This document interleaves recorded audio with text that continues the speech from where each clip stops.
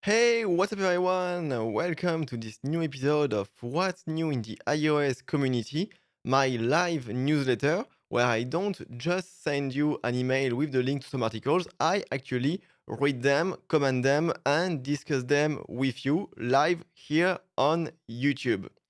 But before I start this second edition of this live newsletter, I want to give a big thank you to the sponsor of this second live. So you can see it on the video right now. This live is sponsored by Runway. What's Runway? It's a developer tool that allows you to automate and collaborate on your entire iOS release process from start to finish. So you've got a link in the description to learn more about Runway. And at the end of the live, once we've covered all the articles, I will also give you a tour of their cool product with the demo environment they've put at my disposal. But for now, I just want to say a big thank you to Runway because it's that kind of sponsorship that allows me to keep investing in new gear to develop this live. Maybe you can remark that the image quality is better. I hope you can remark that image quality is better. That's because I got a new camera, and having sponsors does help finance that. So once again, a big thank you to Runway, and let's meet again at the end of the live to talk about their product in more details. But now it's time to get into the meat of the topic to start talking about the articles. So, like last time, I selected 5 articles from great iOS blogs and great authors that I have met for the most of them. Yes, I think for all of them except one, I have met them in person. I haven't read the articles because I don't want to spoil myself. I still want to discover them and comment them live with you. One last thing I want to say before I get started is that if you are watching live, remember that there is a chat and that you can make any question or remark, whatever, in the chat, and I will try to answer it as best as I can. And as a bonus, your questions and your remark will also make the replay feel much more alive for the people that will be watching the replay later on once this live is over. But I think I've already spoken way too much, so let's get started. So the first article, I chose a blog that I think most people in the iOS community are very familiar with. We are on Donny Val's blog. By the way, all the links to the articles are in the description. So if you want to follow them on your own screen or whatever, you have all the links already available. And the article I picked is about understanding Swift concurrency's async stream. I didn't pick it at random. The reason is that last week I started with an article from Antoine Vanderly about using task groups, and so I figured it made sense to pick an article from Donny that is about also a topic connected to Swift concurrencies.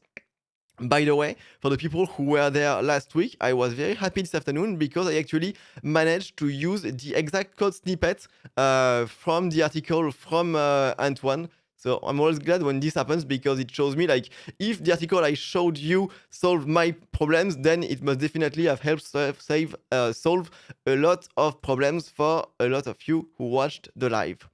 So let's get started with the article. So this article is from January 2nd this year, so quite recent.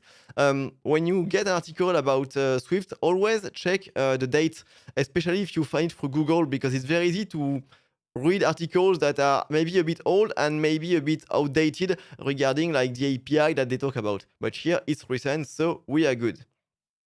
So let's get started. In an earlier post, I wrote about different ways that you can bridge your existing asynchronous code over to Swift's new concurrency system that leverages async await.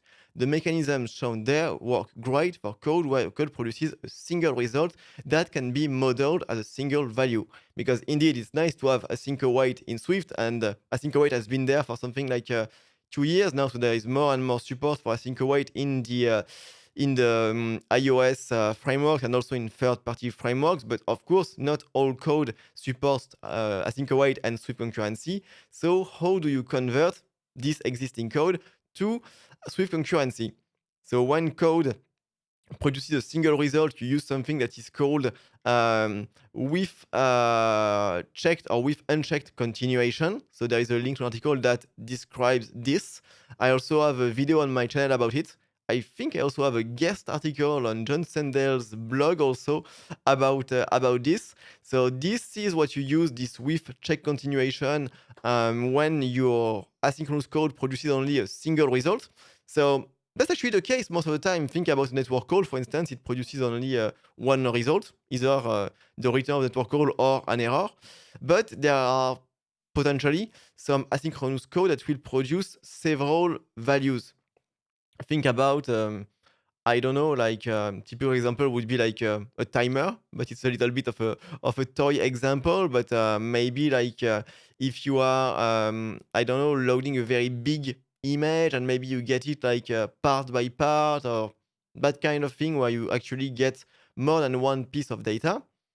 In those cases, it isn't possible in those cases, it isn't possible to use the mechanisms you referred to, so the checked continuation, because your existing code will produce multiple values over time.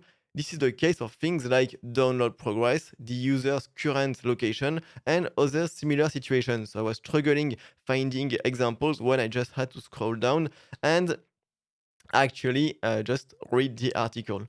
But that's kind of a constant with these slides. I try to like explain, go forward, and then I just end up like reinterpreting what will be said afterward.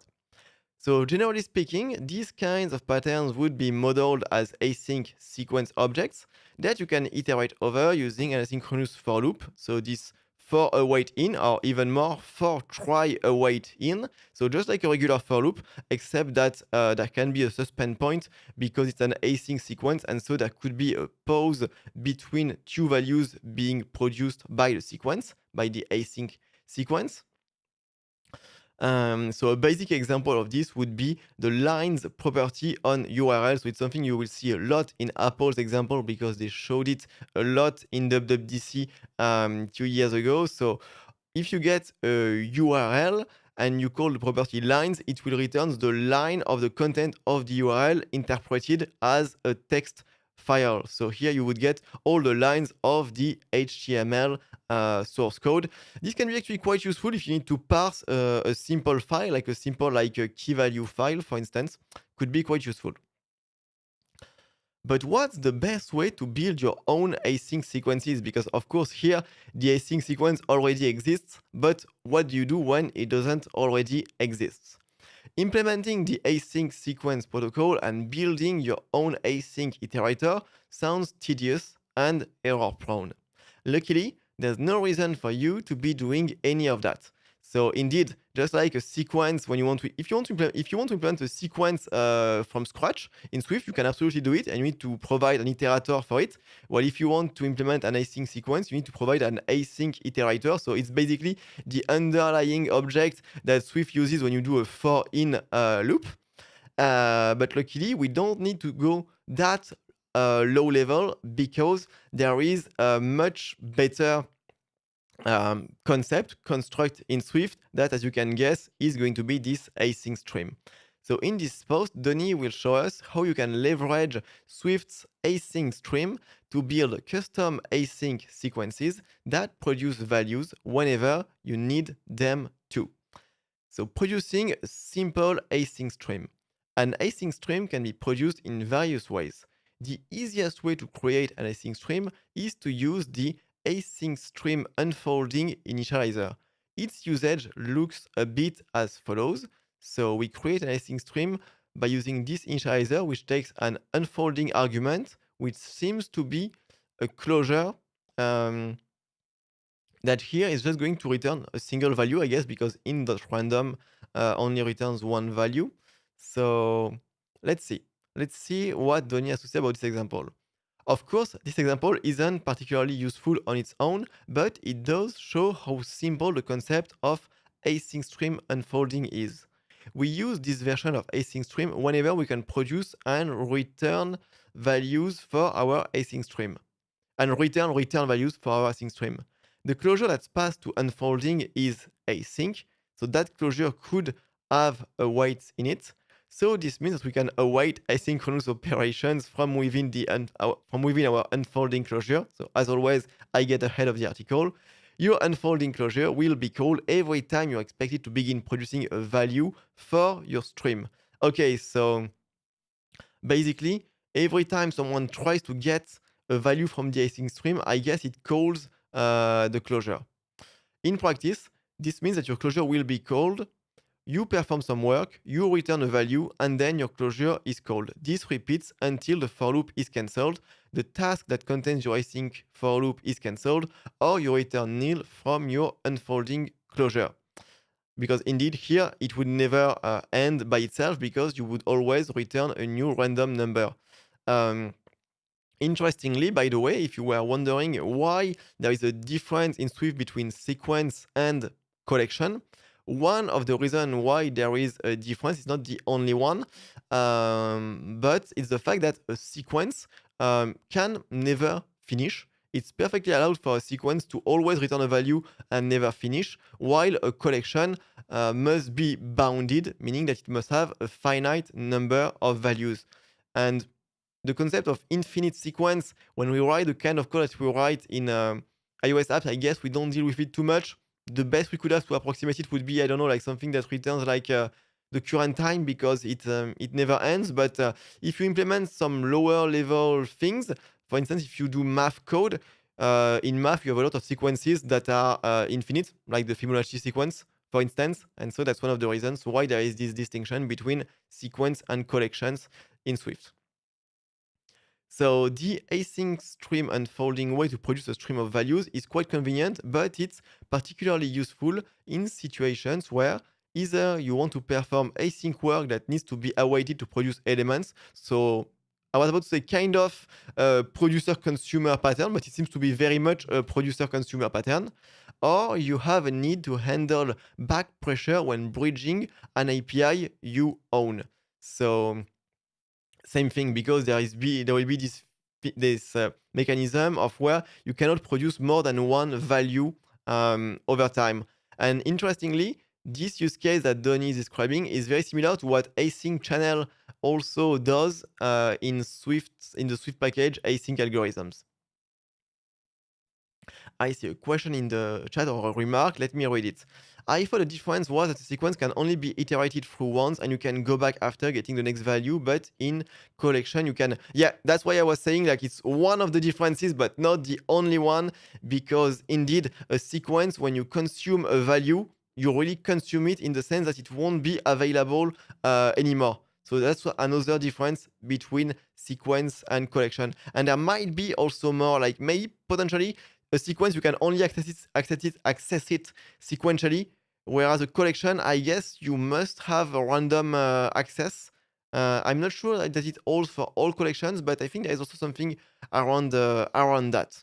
And anyway, there is a I think there is a random access collection protocol that might specialize collection even more. And I had understood what you meant. Yeah, you can't go back in a sequence once you've read the value. It's been like lost forever, basically. Okay, so when you're bridging an existing API, but thanks for this remark because it was a very good point. When you're bridging an existing API that's based on delegates, or for APIs that leverage callbacks to communicate results, you probably won't be able to use async stream unfolding. And it's true that I had made a video about async stream, I think like maybe 1 year ago. Yeah, actually close to 1 year ago, I think. And I didn't use async stream unfolding and I had no recollection of using it. So I guess, yeah, when you want to wrap a delegate, you don't use that one. While it's the simplest and least error-prone way to build an async stream, it's also the way that I found to be most limiting, and it doesn't often fit well with bridging existing code over to Swift concurrency. And indeed, that's a great point, because Swift, basically async stream unfolding, when you think about the use case Donny was explaining, it's useful when your code is going to pull values from an async sequence. So your code is like, okay, do you have a new value? But most of the time, you're going to be in the use case where something is going to push value to your code, like a delegate saying, okay, the user has picked an image in the image picker, or the localization of the user that has changed. So I think we're getting to the conclusion that async stream unfolding is for the pull use case, and the one after async stream build is for the push use case. But I also think I'm once again getting ahead of the article, so I will just keep reading. And I see in the chat, Parfamesh, you're saying random access collection is a refined protocol from collection. Set conforms to collection, but not random access collection, as I recall it. And indeed, I was thinking like set, you don't have a random access, which makes sense for a set. So that's why I was like not so sure about it. But collection, I think collection, yes, collection, you have a start iterator and an end iterator. That must be true for, I guess, all of them. And so there is this idea that you can like iterate over all of the elements, and there will be a finite end about it. But best advice I can give is that if you really want to know the precise difference between sequence and collection, just read the docs. The people who wrote the doc knew it much better than me trying to recall it during a live stream. Okay, so when we are in these use cases where we want to push values, more flexibility can be found in the continuation-based API for async stream. And so what's nice is that this is also, I was about to say it's a continuation for the continuation function, but if you have already dealt with how you convert a completion handler to async await, then using the API we're going to use is going to feel like a logical follow-up. So producing an async stream with a continuation. When an asynchronous closure doesn't quite fit your use case for creating your own async stream, a continuation-based approach might be a much better solution for you. With a continuation, you have the ability to construct an async stream object and send values over the async stream whenever values become available. What does this mean? Let's take a look at the examples. We can do this by creating an async stream using the async stream build initializer. So another initializer that takes closure, but you can notice that this time we can also ignore the name of the closure. So I guess this is more like the default one, and the unfolding one, you need to mention the name because it's a little bit less the common use case. I guess it might also be just that Donny chose not to mention the name, and you can actually do both when you do your Swift code. And so here you see it's different because before the closure was called and would produce a value, and this time the closure is going to get values and will send them to the continuation by calling the method yield a new value on the continuation. And so this continuation is really this object that is going to bridge a completion handler, a delegate, not a completion handler, but a handler that would produce values over time, or a delegate to the Swift concurrency world. So the example above creates an async stream that produces a single integer value. This value is produced by calling yield on the continuation. Every time we have a value to send, we should call yield on the continuation with the value that we want to send. If we are building an async stream that wraps a delegate-based API, we can hold on to our continuation in the delegate object and call yield whenever a relevant delegate method is called. And if you have ever encapsulated a UI kit view to use it in Swift UI, and you had to create the coordinator object to make a delegate pattern work in Swift UI, what we're about to see is, I guess, going to sound very familiar to you because big picture is the same idea. So for example, we could call continuation.yield from within a CL location manager delegate whenever a new user location is made available to us. And I guess this example of a user location is the go-to example because I think it's the one I had also used a year ago in my own video, but it makes sense because it speaks to everyone, the use case is clear, and it's very easy to implement. So we have a class called async location stream, which is an NS object, which is also implementing CL location manager delegate, so the protocol that you use when you want to receive updates about the user location changing. We have our stream, so an async stream that produces CL location values. And what we do inside of it, so we create it lazy so that we can use self inside the closure. And so we create an async stream, and for the continuation, we simply set the continuation, so the object we get as an argument, as a property of our class.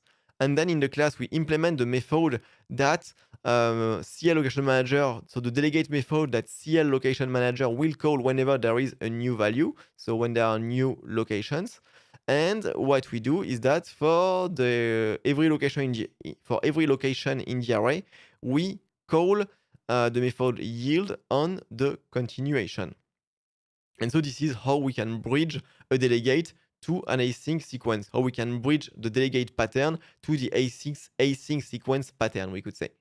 So the example above is a very naive starting point for creating an async stream of user locations. There are a couple of things we don't fully take into account, such as canceling and starting location observation or asking for location permissions. Indeed, because you need to tell the location manager, okay, start sending me updates, and you need to deal with the user giving consent to sharing the permission to sharing the location with your app. At its core, though, this example is a great starting point for experimenting with async streams. Note that this approach will not wait for consumers of your async stream to consume a value fully before you can send your next value down the stream. Instead, all values that you send will be buffered in your async stream by default, which may or may not be what you want. If the number of values is reasonable, I guess it's no problem, but if it takes a very long time to compute, to consume one of the values, then you could have a problem of what's called back pressure, meaning that your producer is producing more values than your consumer can consume. Basically, the pipe in the input is bigger than the pipe for the output. And so it's not gonna work. In practical terms, this means that when you send values down your stream faster than the consuming for loop can process these values, you will end up with a buffer filled with values that will be delivered to the consuming for loop with a delay.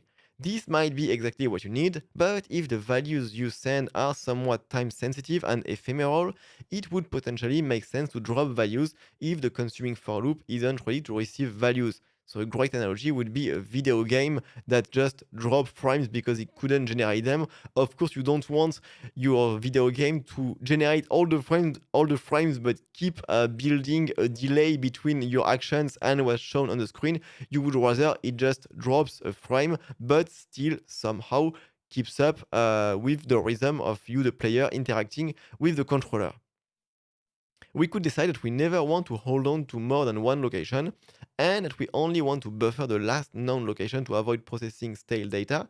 We can do this by setting a buffering policy on our async stream, so by an extra argument that you pass in to the initializer. So I didn't know about that extra argument. I'm wondering now if it's something that has been added like at WWDC this year, because async stream was introduced, I think something like end of 2021, something like that. And I don't remember seeing this when I used it, so either I didn't dig deep enough or they added it later. I will check afterward. And so we can say buffering newest of only one, which is a very powerful option. So this code passes, let me show the code. This code passes a buffering policy of buffering newest one to our async stream.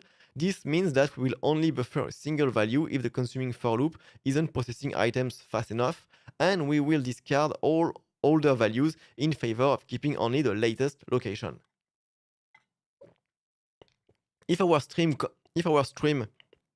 comes to a natural close, you can call finish on your continuation to end the stream of values. Like if there is a delegate method like did close the core location session, you could call finish inside of it. If your stream might fail with an error, you can also choose to create an async throwing stream instead of an async stream. So just like with the task group, we have the throwing variant of it. The key difference is that consumers of a throwing stream must await new values using try await instead of just await, as we would expect. To make your stream throw an error, you can either call finish throwing on your continuation, or you can call yield with using a result object that represents a failure. While the basics of building an async stream aren't particularly complex, we do need to think about how we manage the life cycles of the things we create carefully, especially because we are not supposed to make our continuations outlive our streams, which is a very easy mistake to make when you're bridging existing delegate-based code. And if you make your continuation outlive the async stream, it's basically kind of like having an unowned instance of self. This is bad if you access it after the object has been deallocated. So how do we manage our stream's life cycle? There are essentially two ways for an async stream to end. First, the stream might naturally end producing values because no further values can be produced. You will call finish on your continuation and you can provide any cleanup that you need to do at the same time. For example, you could set the continuation that you're holding on to nil to make sure you can't accidentally uh, use it anymore. Alternatively, your stream can end because the task that's used to run your async stream is cancelled. Consider the following. So we have the async location stream we implemented just before. We create a task for a wait location in locations.stream. We print the location and we cancel the task. When something like the above happens, we will want to make sure that we don't call yield on our continuation anymore unless we start a new stream with a new active continuation. We can detect and respond to the end of our stream by setting an on termination handler on our continuation. So on the continuation, we can call yield, but we can also set what happens when the stream is terminated, meaning when the task that uses the stream is cancelled. And so we can say, let's just print to the console and let's set the continuation to nil in the async location stream class so that we cannot send new values to it by mistake. Ideally, we set this handler immediately when we first create our async stream. In addition to the stream being cancelled or otherwise going out of scope, we could break out of our loop, which will eventually cause our task to finish. This is generally speaking not something that will end your async stream. So if you want breaking out of your loop to end your stream, you will need to take this into account yourself. Personally, I found that the easiest way to make sure you do some cleanup is to have some method on your stream producing object to cancel the stream instead of just breaking out of an async for loop. That way you can perform cleanup and not have a stream that's sending values even though nobody is listening. So kind of a special object that would be like a cancel, a termination signal, which is a pattern that's very common and used like for instance on the terminal, if you do Control C, you send a special value that will kill your process, that kind of thing. It's also important to bear in mind that the pattern I showed earlier will only work if one consumer uses your location stream object. And here I think we are getting to the remark you were making, Pratamesh, about the fact that in an async sequence, once you have read the value, it has been consumed forever. You cannot have multiple for loops iterating over a single stream in Swift concurrency because by default, async sequences lack the ability to share their iterations with multiple loops, just like regular sequences do. Of course, you could have a mechanism where like a loop reads the values and then dispatches it to anyone that needs to listen to it. In summary, in this post, you learned a lot about async streams. So we learned a lot about async streams and how we can produce our own async sequences, because async stream at its core is a wrapper to easily implement an async sequence with all the things you need to properly deal with the life cycle. First, we saw the unfolding approach of building an async stream, and we learned that this approach is relatively straightforward, but might not be very useful for people that need to bridge existing delegate or callback-based API.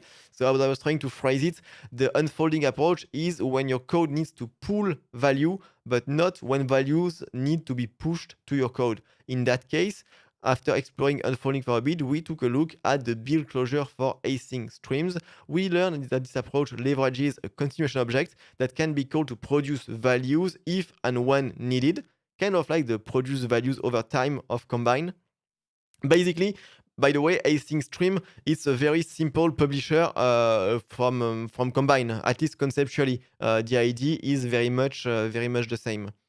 We saw a very rudimentary example of an object that would bridge a CI location manager into async await, and we learned about correctly managing our continuations to prevent sending values into an already completed stream, because we don't only want our code to work in the general case, we want it to be correct for all the edge cases. And if you have any question or comments about this post, you can reach out to Donny either on Twitter or on Mastodon, or if you have questions that you think I could help you with, you can post them in the chat right now if you are watching live. And with that, we have reached the end of our first article, and it's been half an hour. We are perfectly on time. That is great. we can move on to the second article. But if you have any questions or remark in the meantime, please feel free to phrase them in the chat. So for the second blog, we are on the blog of Daniela Verzan. I hope I'm pronouncing it right. So Daniela was one of the speakers I met a month ago at iOS Conf SG, so in Singapore. And so when I saw that she had a blog, I figured it would be great to also pick an article from her blog. And as you can see, I picked the article How to Use Async Await with Completion Handlers. So this is kind of the same concept that Donny was referring to when he was saying, okay, I've already covered this. So now that I realize it, I should have started with this article in the first place. I guess I put them in the order in which I have found them. That should be no big trouble. What's funny is that they are almost from the same month. They are both very recent, which is great because we know that we are dealing with the latest API in Swift concurrency. And with that being said, let's get started. So I'm just going to move a little bit, yes, because the alignment of the text is not the same on that blog, and I don't want to cover the text. All right, that should be better.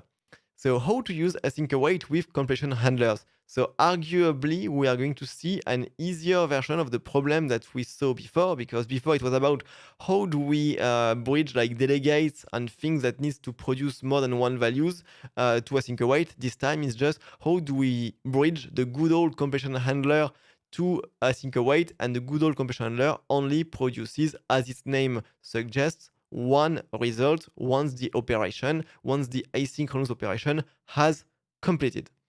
So let's see. We've all been there. WWDC announces a shiny new API that would make all your problems go away, but your app supports an older version of iOS and you have to wait for a few years to implement it. Actor. I'm trying to level up my actor game. Swift's new concurrency model was announced at WWDC 2021, so almost 2 years ago. I feel old. Funny thing, I looked at the stats of my YouTube channel, and the video 2 years ago when I was covering async await using the beta version of the Swift compiler is the video with the most views on my channel, and it still gets views to this day, even though I am using an API that is from the beta version, so it's not even the same API that made the final version of Swift, and this is actually the video that worked the best on my channel. Okay. So Swift new concurrency model was announced along with iOS 15. A few months later, starting with Xcode 13.2, it became backwards compatible up to iOS 13. This meant you could use the new concurrency model even if you had to support older versions of the operating system, which was amazing at the time and a move that Apple seldom does. However, as with anything else, it wasn't that simple. It's likely your code base has at least one completion handler. I think it's a nice euphemism to say has at least one, because usually there is much more than one. Rewriting entire code bases or even just your networking layer to use async await might not be a trivial task. Consider the following code. We have a function to get jokes with a completion handler that will give us an array of jokes. So we have a URL, so an API that gives jokes, and we ask for 10 jokes, I guess. We call URL session.share.datatask, so the API that you use when you want to make a network call using a completion handler. You pass it a closure that takes the potential data, response, and potential error. And you say, all right, if there were no data, I just return an empty array. And if there was data, I decode it using a JSON decoder, and I call my completion handler with the jokes that were decoded. And I don't forget to call resume, otherwise the task will never start. So this code is fetching 10 jokes from a joke API using datatask with, decoding them into an array, and returning with a completion handler. That's your standard networking code prior to the introduction of async await. Completion handlers are not async, at least not in the sense of the new concurrency model. You can't use them in the async await context as is, but there's a way to integrate them into the new model using continuations. Fun fact, I think if your completion handler is written in Objective-C, it's automatically translated for you into async await, but when it's written in Swift, that's when you have to do it manually. I'm not 100% sure about this thing about Objective-C, but I think that's the case. I've heard that at some point, and it would kind of make sense because from the point of view of Apple, most of their APIs are in Objective-C. So if they invest on this automatic conversion, it saves them a lot of time, I guess. So what are continuations? Continuations are structs with a specific generate type that allows us to bridge compression handlers with the new async await code. This allows us to continue using our old code without having to completely rewrite it and still benefit from the new concurrency model. This way, you can slowly adapt your code base to use async await. You can progressively start using it just like you can progressively start introducing Swift UI views in a UIKit app. To use continuation with the above function, you'll write a new async function getJokes that calls the old functions and returns a value. So that's the new async function. And so we call with check continuation, so very similar to calling async stream building. And in the closure, we have a continuation. The difference is that whereas for async stream, the continuation had a method called yield, where you could yield a new value. Here, the method is called resume because it's going to resume the suspend point introduced here with the await keyword. So the way it works is that you call with check continuation, you pass it a closure in which you make your call. In the compression handler of that call, you use the continuation to call the method resume and send the result of the network call. And so basically, this value you pass in right here is going to be returned by that function right there. So it's all plumbing, basically. It's just like connecting the right pipes with the right tools. So continuation is created by calling the with checked continuation function, which suspends the current task and then passes the continuation to the closure as a captured value. Continuation is resumed by calling the resume returning method. It's very important to keep in mind you must call a resume method exactly once on every execution path. If you call it more than once, your program will crash because you've entered undefined behavior territory. If you forget to call it at all, you'll get a big warning in the console because you're leaving your task unsuspended. This means your resources are being retained indefinitely and could cause data leaks. So remember it, you want to call it once and exactly once. Finally, you can now call the new function with await. So you call the new async function getJokes using await. Here, this returns, and since the function only has one expression, the return keyword is omitted, but you can definitely understand it by having a return await with check continuation. One thing I want to say, because I will forget before and maybe the article don't discuss it, if you look at the code, if you try to use the code, you will see that you have with check continuation, but you also have with unchecked continuation. The difference is that it was described right here. With check continuation will crash if you call it more than once, the continuation. With unchecked continuation won't crash, so it will have slightly better performance because crashing means you need to test if you should crash, but at the risk of putting your code in undefined behavior territory. So I would say, unless you are trying to work with code that is incredibly performance heavy, do prefer using with check continuation over with unchecked continuation. With continuation, you're not completely rewriting your existing code, but rather incorporating the new async await model to get all the benefits of it. You're basically writing a wrapper for your existing code. This way, you can slowly start moving towards the new concurrency model. And the pattern is almost always the same, so the code is quite easy to write. You don't need to think too much on how you wrap the existing code into the new async await model. We arrive at the place. So once again, I got ahead of the article. So there are a few different ways to implement continuations in your code with check continuation, which we implemented above, with checked throwing continuation, with unsafe continuation, with unsafe throwing continuation. We've already mentioned you must resume your continuation exactly once on every execution path. Check continuation performs runtime checks for you and makes sure there are no missing or multiple resume operations. It will log a message in the console if these are violated. Unsafe continuation, on the other hand, doesn't enforce these rules during runtime, so make sure you're using it only if you have to and if it causes a runtime performance. And I would even argue, even if you have to use it, do use conditional compilation, like hashtag if debug, to make sure that in debug, when you're building from Xcode, you still use with check continuation. This way, in debug, you will get the crashes that could alert you to an issue in your code.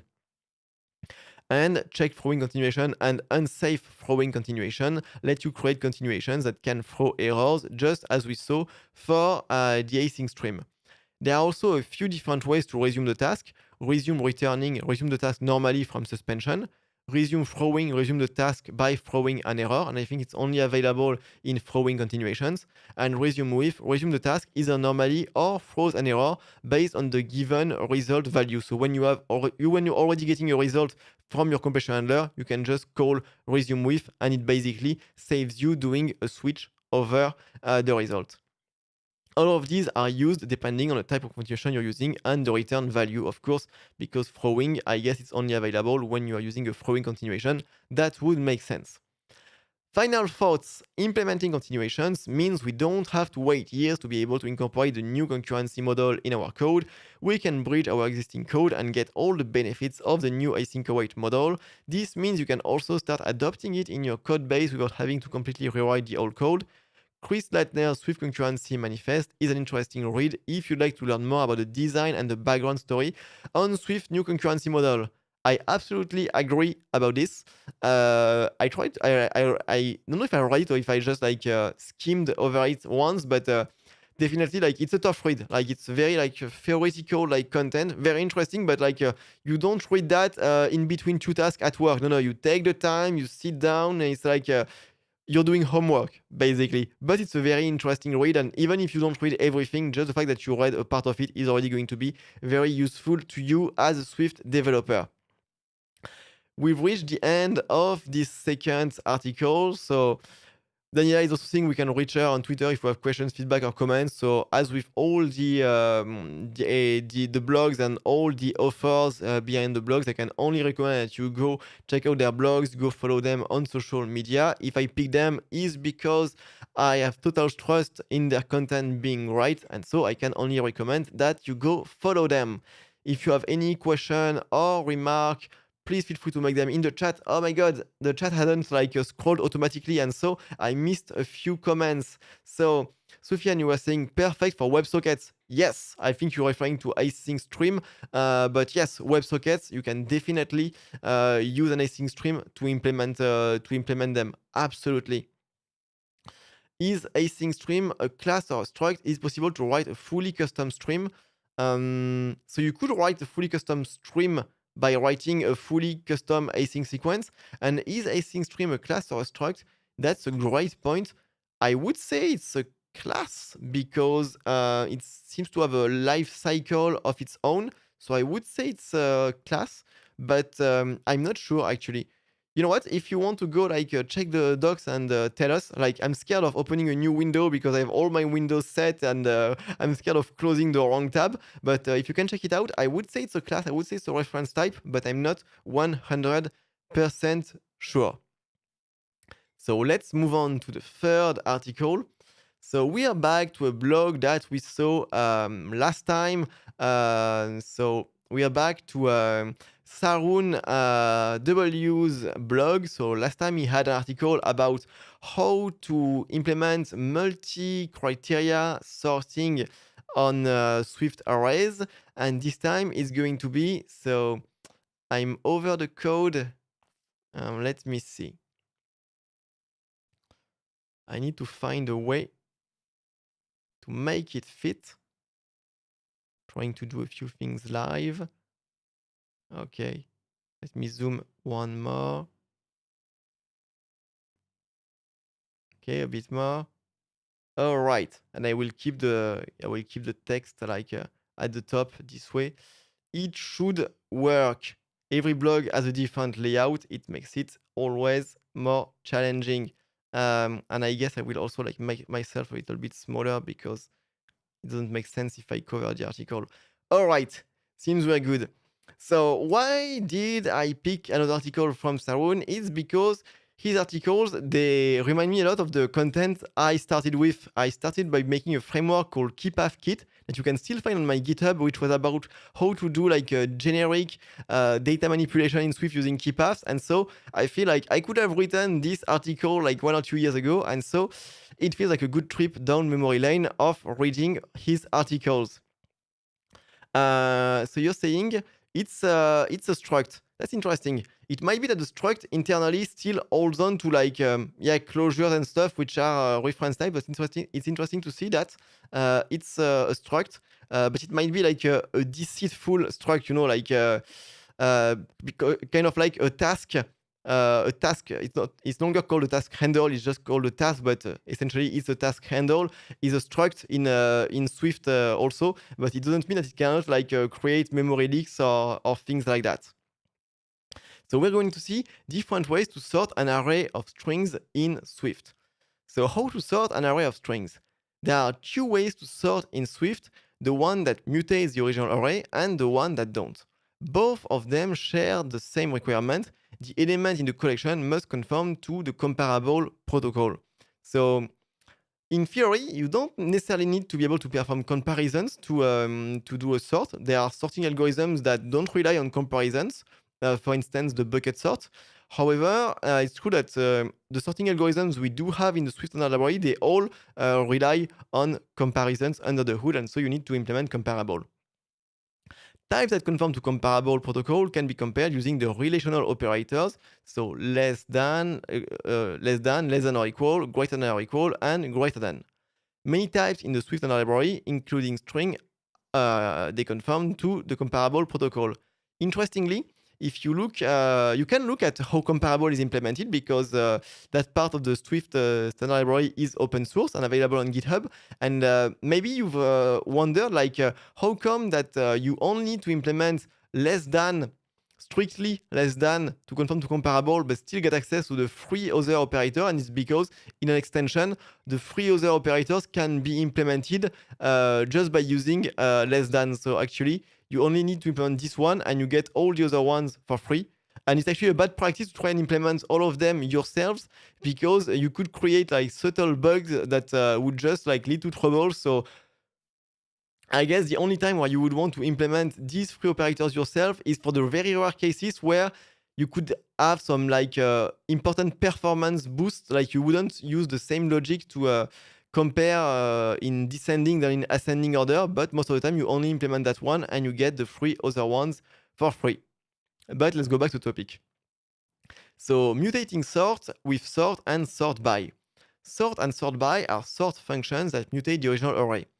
To use it, call sort over a mutable array value. So we have an array of students in which we have the first names of the students, and we call sort. Actually, I'm just getting ahead of the rest of the code, so let me read the rest of the code.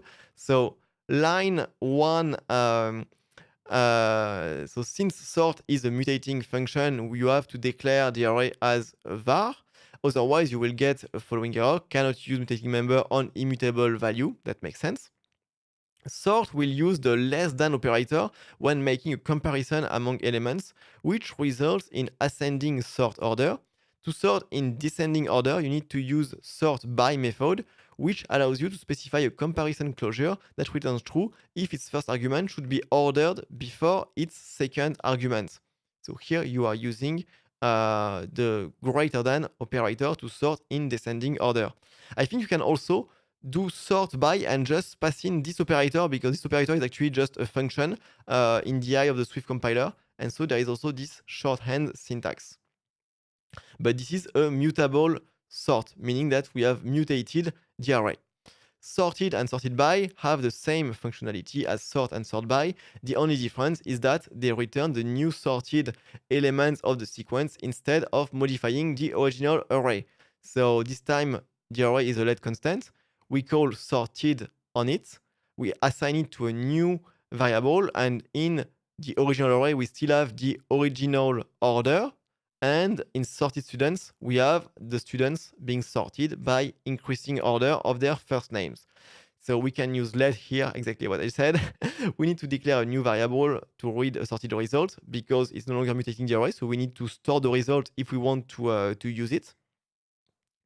The original array doesn't change because when we print it, we still see the same values. And sorted returned a new sorted array as its name suggested. So like sorted uses the less than operator when making a comparison among elements, which results in ascending sort order. You need sorted by if you want to order differently. So the same logic than what we saw with the sort by method.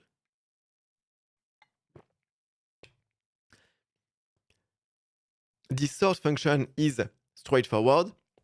You pick the sort method depending on whether you want to mutate the array or not. Let's go through some necessary sort ordering that you might find in a day-to-day job. So these were the simple examples. Now we're getting to the more complex ones. So how to sort an array in ascending order? You can use either sort or sorted, so that's what we've seen. How do you sort in descending order? So you use the greater than operator. Alternatively, I guess you could also like reverse, do like right hand side less than or right hand side also. You can use whichever you want. I would say this one is better because the code is more readable when you do it that way. How to reverse sort order in Swift. So you can reverse the array elements using reverse that mutates the original array or immutable variant reversed. So it's going to reverse the order. So I wouldn't actually call it a sort because there is no criteria that you have applied. You just reversed the arbitrary order in which your array was. What's interesting is that if you have an array that is already sorted and you want to sort it in so if you have an array that is already sorted in ascending order and you want it sorted in descending order, it's probably faster to call reversed than to call sorted by and to do another sort for descending order. I guess reverse must be like linear in complexity, whereas sort is probably, I mean, it's at best n log n with some n squared in the worst cases. How to sort an array alphabetically? Ascending order might not be the order you seek when sorting an array of strings. Here's an example array of name which contain in both capital case and lowercase. So indeed, we have a capital case for the first letter and then lower cases, as you would expect, to write the name, the first name of a person. And if we sort it, we can see that. So the sorted result is case sensitive. So, oh yes, because there was one. So where Abina, yeah, the first letter was in lowercase, and we can see that it appears much later in the array because in the eyes of Swift, which uses like the Unicode values, all uppercase characters are greater than all uppercase characters are lower than all lowercase characters. So that's why you have first all the lowercase characters and then all the uppercase characters. So as we can see, indeed, the result is case sensitive, the sort is case sensitive. In this case, you need more control over comparing method because it's probably not what you want to have in your code. Luckily, Swift has many built-in comparison methods for you. So for instance, there is case insensitive compare that will compare two strings ignoring case. This is a short form of calling compare with options with case insensitive as the only option. So instead of using the operator between the left-hand side and the right-hand side, you call case insensitive compare on the left-hand side, and then you check that they are ordered in ascending order because this method returns an enum where you have like ordered ascending, ordered descending, and ordered same, if I remember it correctly. And this time it does the sort as you would expect. So you're saying, I think reverse is a constant time because it returns a new type that's a wrapper over the underlying collection. That could be true, yeah. I wonder if it's true for all collections, but it's true that since collections, they have a start iterator and an end iterator. I guess maybe just by swapping the two iterators, this could be done, but it's possible that there is indeed this kind of techniques being implemented. I would be curious to check if it works like in all cases, but that's a very good remark indeed. So you can also use compare options with case insensitive as the only option, which yields the same result. So same thing, except that it's just a little bit more like longer. So when you only want to use case insensitive as the option, you're better off using this shorter syntax. Case insensitive compare gives the result we want for this small sample array, but might not be the right method for what we need. In reality, name or string sort is far more complicated than this. In some countries, there might be a use of a diacritic mark, which makes sorting harder. So diacritic is like a cute accent kind of thing. Tilde, or basically like all the little symbols you add to a letter. Let's see what will happen after we add some diacritics to the word, to our students array. He uses Abena, I don't know how you pronounce it, as an example to show a case with a diacritic. This might not be an actual name that does exist. And so here we can see this value has been added. And the way it works is that it actually appears. So here we have the first two Abena, then we have the third one, which appears a bit too late in the array because in the eyes of Unicode, this character here must be after this character there, even when you don't take the case in comparison. So as we can see, it got separated from the other two values. We can specify diacritic insensitive option to ignore the diacritic mark, but you can see the complexity increases and increases as we try to handle more cases. So this is how it would look like. We still call the compare method, and on this method, we pass in two options, still case insensitive, but also diacritic insensitive. And we can be very happy that we have this, because if we had to implement it by ourselves, we would need to learn all the in and outs of Unicode. And I've been told that the book about the Unicode spec is a rather big book with lots of pages, like in the hundreds of pages, apparently. Do we have to know all language features to be able to sort them? Luckily, the answer is no. What we really need here is a local aware comparison method. Apple provided free local aware comparison method for you. So localized compare, localized case insensitive compare, and localized standard compare. And here we get into a very interesting part, because we get into the kind of things that you really need to take care of in your app, because if you don't, when you start to make your app available in more countries, even though you might have gotten the app like translated perfectly, if your app doesn't sort like the names of the people the way a local person would, your app is going to feel very weird, very out of place, and it's going to feel kind of like, using an app with an Android design on iOS. That same kind of feeling that you definitely want to avoid. So let's see the different ways. So we have compare that we have already used, case insensitive compare, and these three new methods. So localized compare, localized case insensitive compare, and localized standard compare. Let's see what are the results. So we've sorted, we have what we saw. So first we have like the uppercase characters, then the lowercase one. With compare, we still have the same thing, but it would make sense because it's calling compare without options. The only difference is for the diacritic signs, because they are still taken, they're taken into account in a different way.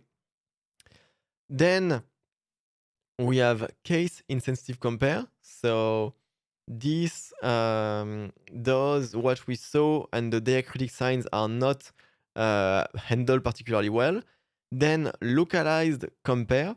So this one seems to give us the good or the ring, but it still puts like a difference between uppercase and lowercase. But at least this looks more like something we would want to have. Then we have localized case insensitive compare, which seems to be the best result, I guess, because it also preserved the original order of the array for the elements that didn't need to move. Yeah, this one looks pretty good. And so what's the difference with the last one? It put like it's like change the order of this one and this one. I'm not sure of the reason why, but maybe it's explained later. So as you can see, all three local aware comparison methods, so localized compare, localized case insensitive compare, and localized standard compare, give a reasonable sort result. I can give you an example of how difficult sorting can be in other languages. The following example is a dataset of file names, so names in Thailand. And so, depending on the method you use, you get, I guess, widely different results.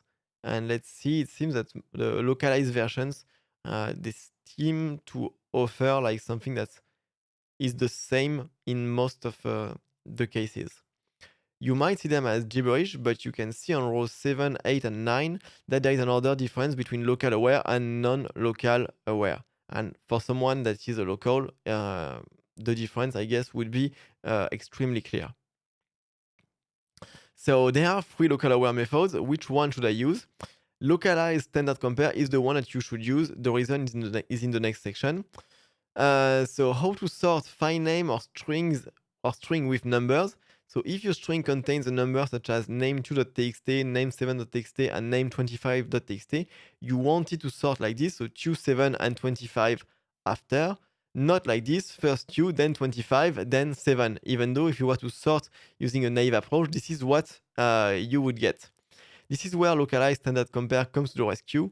Localized standard compare compares strings the same way that Finder does, which already handles this kind of numeric sorting. And I remember when I started using macOS 10 coming from Windows, I was blown away by the fact that macOS would get this sorting right, whereas Windows would do this, and so you would need to add a 0 at the beginning all the time.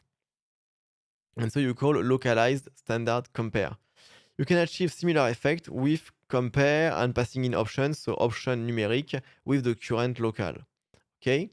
There is minor difference between localized standard compare and compare with the options. As you can see in the following result, untitled 01 and untitled 1. So let's see.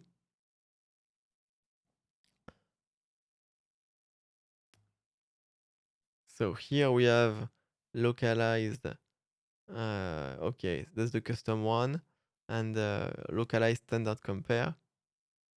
Okay, yeah, the 01 is before the 1, and here is the D. It's the other way around, and yeah, arguably this one makes a bit more sense.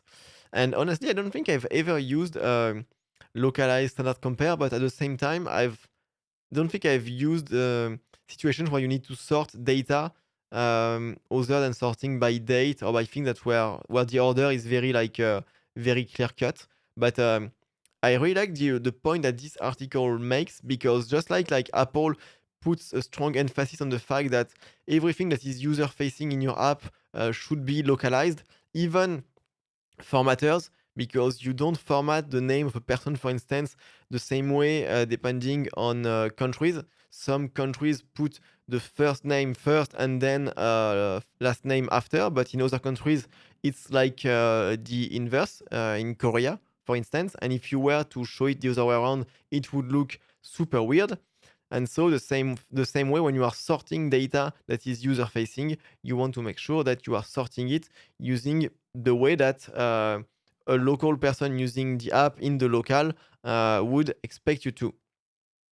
So in the conclusion, here is the rule of thumbs. When you need to sort or work with text presented to the user, use localized standard compare. It compares your strings in a way that makes sense and is expected by users respecting their local.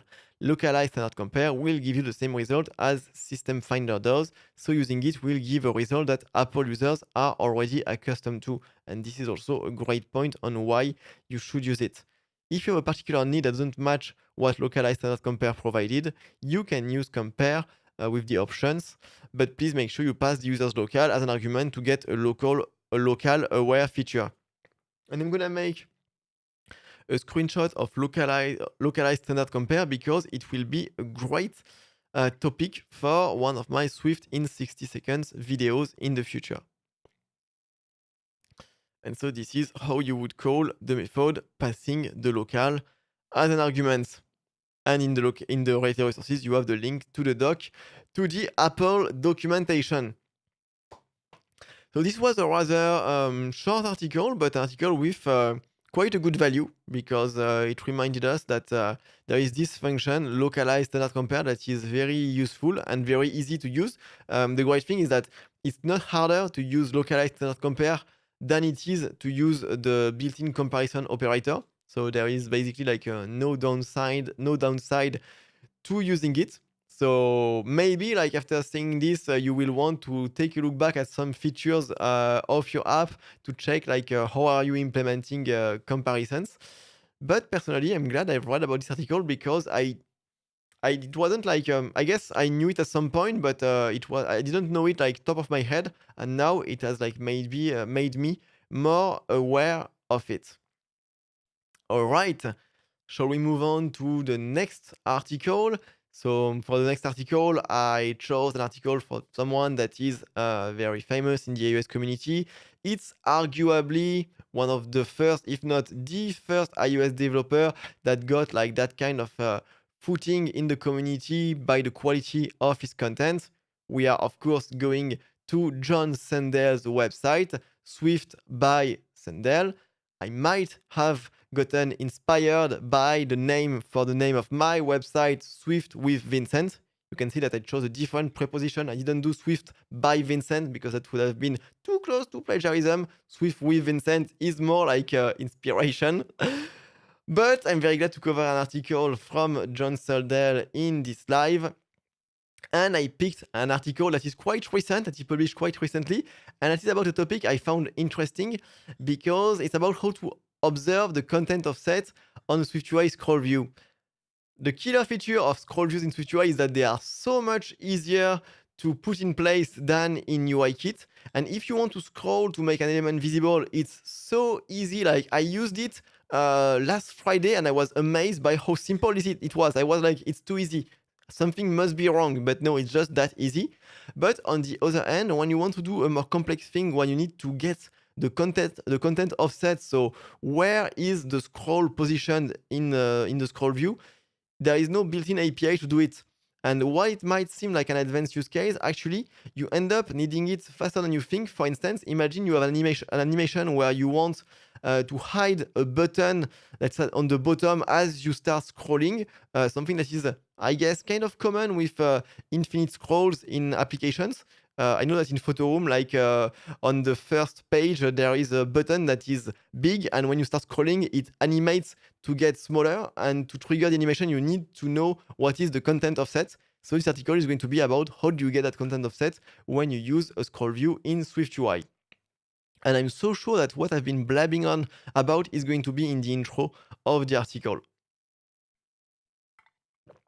So, when building various kinds of scrollable UIs, it's very common to want to observe the current scroll position or content offset as UI scroll view, so the UIKit version calls it, in order to trigger layout changes, load additional data when needed, or to perform other kinds of actions depending on what content that the user is currently viewing.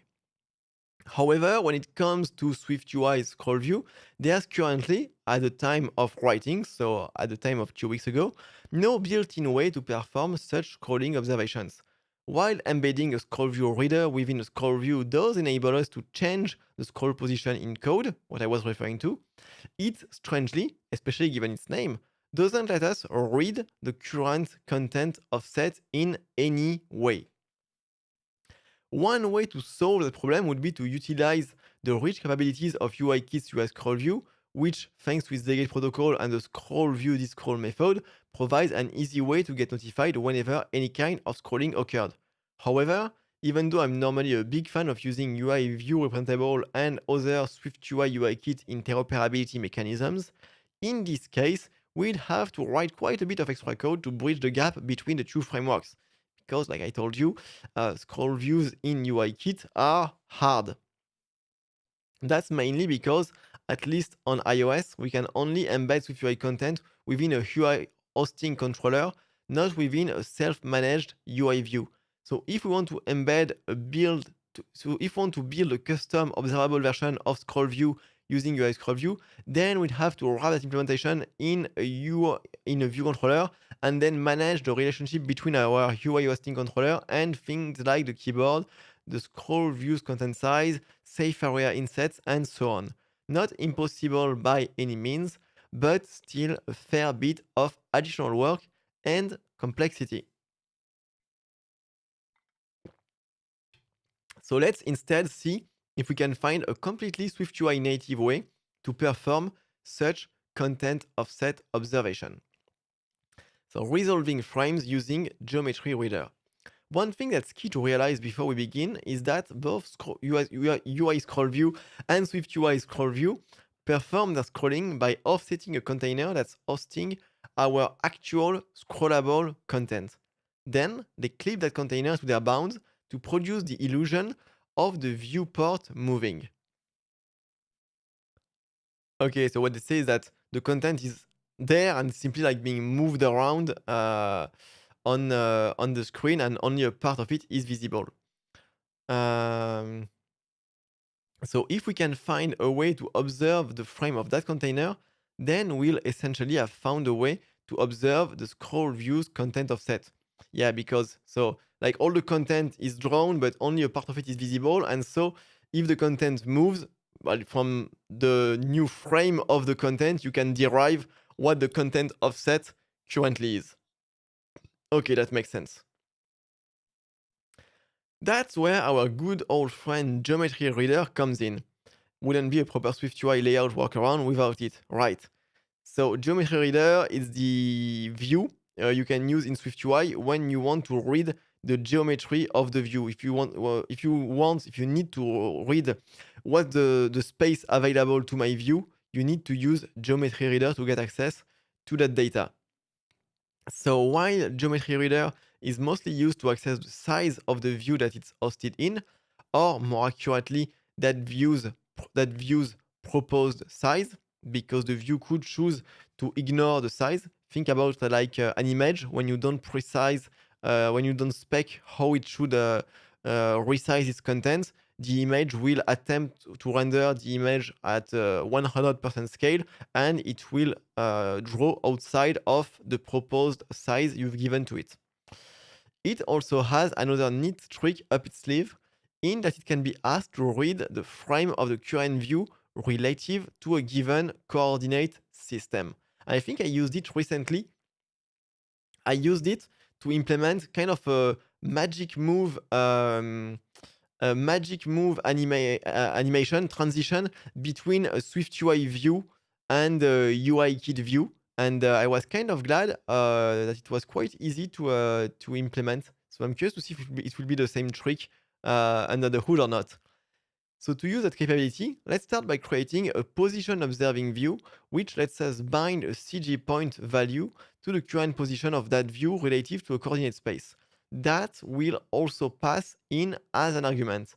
Our new view will then embed a Geometry Reader as a background, which will make the Geometry Reader take on the same size as the view itself, and we'll assign the resolved frame's origin as our offset using a preference key like this. There are a lot of things, especially if you are not that experienced with SwiftUI, so I will try to make everything as clear as I can. So we create a view that's a wrapper around an other view, hence the generic argument content, which must be a view. So we store the coordinate space, so basically the view, the parent view relative to which we want our coordinates for the position to be expressed. The position is a binding because we want to be able to update it inside the position observing view, and we want that new data to be sent to the parent. So the binding lets us implement a two-way data flow between a parent view and a child view. We have the contents, so the view, the subview that we will put inside our wrapper view. And so in the body, we generate the content. We call the background modifier on it. Notice John uses the background modifier and not a Z-stack. The difference is that if he used a Z-stack, then the Geometry Reader would take all the space available to the position observing view, but by using a background, the Geometry Reader will actually read the size of the content. That's the difference between background modifier and ZStack.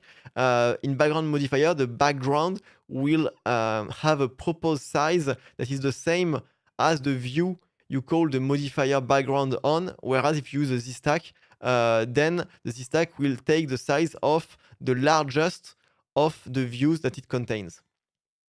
And so as a background, we have the geometry reader, okay, geometry, color, clear, preference.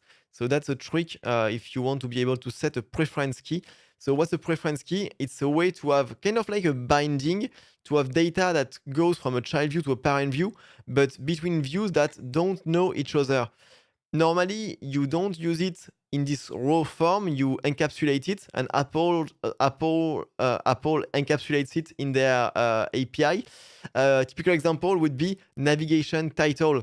You set a navigation title through a modifier on a child view, and somehow, by some magic, the navigation view that contains your child view is able to read that value and use it to display it in the navigation bar.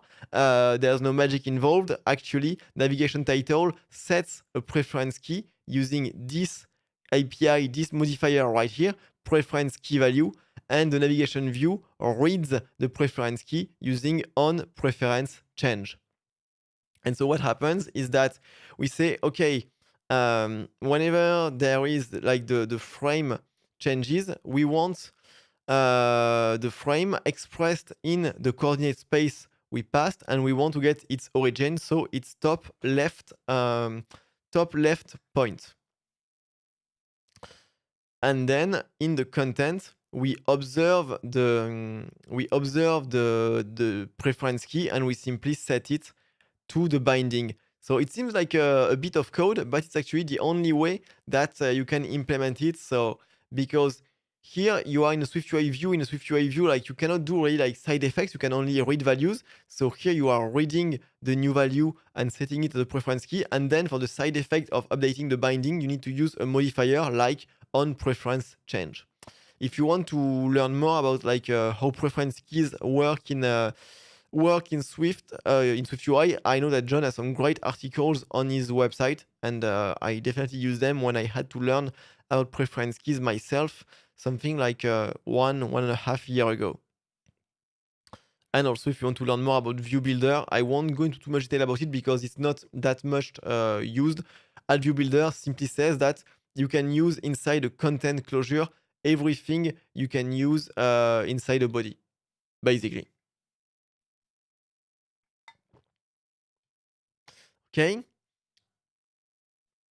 so maybe I've just said what John is about to say. So the reason we use SwiftUI's preference system above is because our geometry reader will be invoked as part of the view updating process, and we're not allowed to directly mutate our view state during that process because it must have no side effect. So by using a preference instead, we can deliver our CG point values to our view in an asynchronous fashion, which then lets us assign those values to our position binding. So it's just about like managing and trapping the side effects in this modifier that has been designed for that use by the team behind SwiftUI. Now, all that we need to do is to implement the preference key type that's used above, and we'll be good to go. So you implement a preference key in SwiftUI kind of the same way that you implement an environment key if you ever used one. You create a struct that implements the protocol SwiftUI preference key. You give it a default value. So here default value is 0 because the default value that makes sense. And then you need to provide a reduce. The reduce will be used whenever you need to combine several values. And here, I guess by doing a no-op, you just say like, just like take the most recent values, I guess. A reduce would be useful if you want to like display like a breadcrumb of where you are inside your app, and every view like returns a part of that breadcrumb. Using the reduce, you can combine the values into one. Or like if you want to make a view that takes the width of its biggest child view, you could implement like a max, for instance, inside the reduce. So let's see John's explanation for it. So we don't actually need to implement any kind of reduce algorithm above, since we'll only have a single view delivering values using that preference key within any given hierarchy. since our implementation is entirely contained within our position observing view. That makes sense. And so from position to content offset. So first there is this part. All right. So now we have a view that's capable of reading and observing its own position within a given coordinate system. Let's now use that view to build a scroll view wrapper that will let us accomplish our original goal to be able to read the current content offset within such a scroll view. So how do we go from position to content offset? Our new scroll view wrapper will essentially have two responsibilities. One, it will need to convert the position of our inner position observing view into the current scroll position, or content offset. And two, it will also need to define a coordinate space that the inner view can use to resolve its position. Besides that, it will simply forward its configuration parameter to its underlying scroll view so that we can decide what axis we want each scroll view to operate on, and so that we can decide whether or not to display any scrolling indicators. So basically, the argument that the initializer of scroll view expects and accepts also. Okay. So the good news is that converting our inner view's position into content offset is as easy as negating both the x and y components of those CG point values. That's because, as discussed earlier, a scroll view's content offset is essentially just the distance that the container has been moved relative to the scroll view's bounds. So as you can see it, as you scroll, you're actually making the content move up, and so you create I guess the difference between the origin of the viewport, we could say, and the content is going to be the opposite of the content offset. So let's go ahead and implement our custom scroll view, which we'll name offset observing scroll view. Spelling out content offset does feel a bit too verbose in this case, and also a little bit too UI kit, I guess. So we have the offset observing scroll view, which we would use instead of using the native scroll view. So we have the axes and the show indicators with, I guess, the same default values than when you use a scroll view. We have a binding to the offset so that a parent view can read the new values, and we have the content displayed in the scroll view. And so we have a coordinate space name. The name of our coordinate space doesn't have to be stable between view updates. It just needs to be consistent within this view. So we'll simply use a plain UUID for this. And then inside the body, so we create the scroll view, passing in the arguments with the default values we just saw for the axes and the show indicators. And inside we have our position observing view. We pass it a coordinate space, which is a named coordinate space. So with the name we've given it right here. So it's just a way to give a name to the coordinate space, but we can refer to it later. We give it, so the position is going to be a binding, and this binding is implemented manually because we want to implement some kind of transformation on it. So when we want to get the value, we just get the offset. And when we want to set a new offset, before we set it, we reverse the x and the y coordinates, which kind of makes sense because what's returned by the new offset must measure like the distance, and it must be a negative distance because of the way it's computed. And so by turning it, by taking the opposite, we get the actual offset. It's like if you have like a scroll of like 100 points, the difference between the coordinate of your view and the content, the whole content display is going to be minus 100. However, you have scrolled from 100, and so you want to return 100 as the value. Of course, this is a matter of like convention.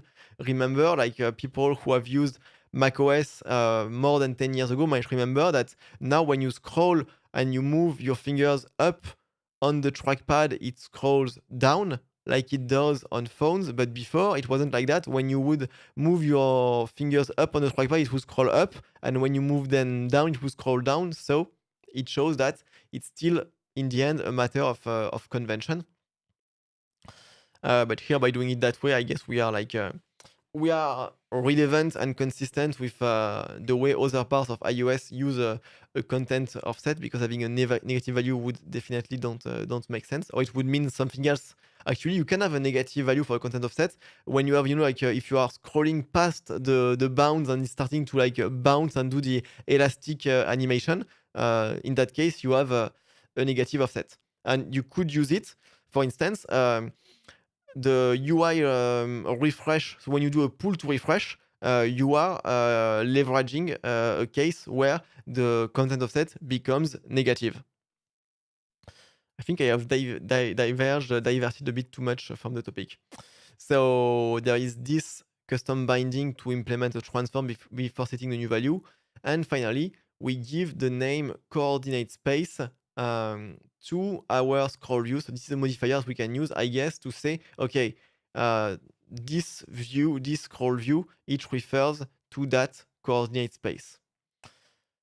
All right, so note how we are able to create a completely custom binding for our inner view's position parameter. So what's done right here. By defining a getter and setter using closures, that's a great option in situations like the one above, when we want to transform a value before assigning it to another binding. Absolutely. I guess you could also define like a closure-based kind of like a map approach to call on the binding also, but this approach also works perfectly fine. And so that's it. We now have a drop-in replacement for SwiftUI's built-in scroll view, which enables us to observe the current content offset, which we can then bind to any state property that we'd like. For example, in order to change the layout of a header view, to report analytics events to our server. Can be useful to know like how our user like scrolling on a page, because if they scroll like up and down a lot, it might mean that they are completely like lost. Or to perform any other kind of scroll position-based operation. You can find a complete example that uses the above offset observing scroll view in order to implement a collapsible header view right here. So great, there is even an example to check out a real-world use case. And like the other article, there are links to ask questions, comments, or give feedback to John either on Mastodon or via an email. And this makes me think that on my own blog, I don't have this at the end of the articles. Maybe I should also add it. So you're saying you use closure-based map on binding very often. Yes. The reason why I was hesitant about using the word map is because in math and in category theory, to be precise, map has a very precise meaning with very precise properties. That's the reason, for instance, why you don't have a map on dictionaries in Swift. You have map values because you can define a map over the values of dictionaries, but you cannot define a map over a dictionary that would satisfy the properties that a map requires in math. So that's why I wouldn't necessarily use the word map for that case, because I'm not sure that you are it would respect like the properties, and the properties that can break are the properties about like composition. The composition of two maps must be the same than the map of the composition, if I remember it correctly. So, but in the ID, to have a closure that implements a transform would be indeed a really good approach. And making extensions on bindings, like for instance, to be like empty string. If you have a binding over an optional string and you do like or empty, so that it returns empty string when it's nil, can be also very useful. Yes, it maps the key value pair to an element of a new array. It has this map, but it doesn't map a dictionary to another dictionary. So that's the point I wanted to make. You have a map values to map a dictionary to another one with a transform of the values, but you don't have a map to map a dictionary to another dictionary by providing a transform on the key and the values. That's the point I wanted to make. Okay, we've finished the fourth article, so we're going to move to the last one, the fifth one. I look at the time and we are perfectly in the time. Fair warning before we move to the next article. This website doesn't support dark mode, so get ready to see the light turn brighter. Woo! You can see like the reflection in my glasses. I'm going to tone it down a bit also. So we are on obj.io. We are on the website of obj.io. It's a great website, one that I can only recommend you check out. They have great content. A part of it is paid, but a good chunk of it is actually free. They also write great books about Swift. Some of which like I have bought like myself. I have a hard copy of Advanced Swift in the other rooms, so I can, like with all of the websites I've shown you are great, and this one doesn't isn't an exception to that. And I chose this article because they have some very good content about SwiftUI. They give like SwiftUI workshops, as you can see, and so they've prepared a lot, and their content is great. Like honestly, when you see it, it's like a WWDC level stuff. Sometimes it feels a bit like sometimes also like the missing documentation that you would like Apple to make. So I can only recommend you check it out. And the article I chose focuses on transitions in SwiftUI. So let's get started. Let's drink a bit before. So the article is written by Chris Heidoff. I think he's the creator of Obj.io. Maybe he has a co-founder. I know that he makes videos with other people. I don't know if like these other people are all or some of them are also like co-founders of Obj.io, but Chris is one of the main people behind Obj.io, and is saying that during the SwiftUI workshop he gives, he often notices that very few people seem to know about transitions, even though they are not very complicated and incredibly useful. And I would agree with that. So transitions happen when a view is removed from the view tree or added to the view tree. So that's the kind of the difference between animations and transitions, because transitions are a special kind of animations, and what SwiftUI calls a transition is the animation that happens when a view is either added to the view tree or removed from the view tree. However, if you've done some SwiftUI, you will have noticed that there is no actual way to add views to the view tree. There is no add subview. Instead, you can only add and remove views through the combination of a state change and using an if statement or a switch or a for each. In other words, views are somehow added and removed for us automatically, yet transitions fire only once. Before we dive into the details of this, let's consider a very simple transition. We have a content view, an add state property visible that starts with false. And so we have a body with a vstack, a toggle that is going to change the state of that visible. And if visible, we show a text hello world, and there is an animation on the vstack with a default animation that is triggered when the value of visible changes. When we run the above code, we can see the text fade in and out. So here we can see it. And you can notice it looks like macOS because this SwiftUI code is probably run on a macOS target. This is the default transition opacity. So kind of like a crossfade. When the view gets inserted into the view tree, it fades in. And once it gets removed, it fades out. So it's not a crossfade, it's just a fade. I'm just too used to using Final Cut Pro, I guess.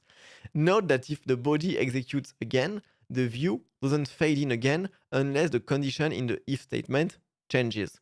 If you remember the article we read last week from Ole Begemann about understanding the SwiftUI view lifecycle, we learned that in SwiftUI you have the view tree and then the render tree. And the view tree is about what's in the body, and the render tree is about what's on the screen, which is a subset of what's in the body. A subset that is defined according to the current state of your views. To build up a mental model of what's happening, we can consider SwiftUI view tree for the above view. So we have the modifier animation with an argument, then a vstack, the toggle, a text, and a text optional, because the toggle itself contains a text, and the text optional is the view that appears and disappears. SwiftUI views are ephemeral. the body of content view gets executed, and from it, a render tree is created. So what I was referring to. This render tree is persistent across view updates. So you could say that not only you could say, but you can say that the body, because it's a struct, it is a value type, so it is ephemeral, whereas the render tree is a reference type, which has a life cycle of its own. And of course, I'm saying this because I posted a video on my channel today about what's the difference between a value type and the reference type. So it's still very fresh in my mind. This render tree is persistent across view updates, and it represents the actual views on screen. Once the render tree is updated, the value for body then goes away. Here's the render tree after the initial rendering. When I was saying that the content is great and feels like the missing doc, I was referring to that kind of thing. That kind of nice little diagram that makes things really easy to understand. So we have the content view, the state is at false, and so there is the body, there is the toggle, and the text is an optional that contains nil because visible was set to false. Once we tap the switch, a state change happens and the body of content view executes again. The existing render tree is then updated. In this case, SwiftUI noticed that the if condition changed from false to true, so the visible right here, and it will insert our text view in the render tree right here, whereas before the optional view had nil. The change in the render tree is what triggers the transition. Transitions only animate when the current transaction contains an animation. In the example, the above dot animation call causes the transition to animate. So you wouldn't have it by default unless you've said that you want the change to the property visible to trigger animations. The render tree does not actually exist with that name or form, but is simply a model for understanding how SwiftUI works. We are not completely sure how these things are represented under the hood because it's all private API, and since it's not Objective-C private API, there is much less room to reverse engineer it and understand how it works. All right. When we change our view to have an if-else condition, things get a bit more interesting.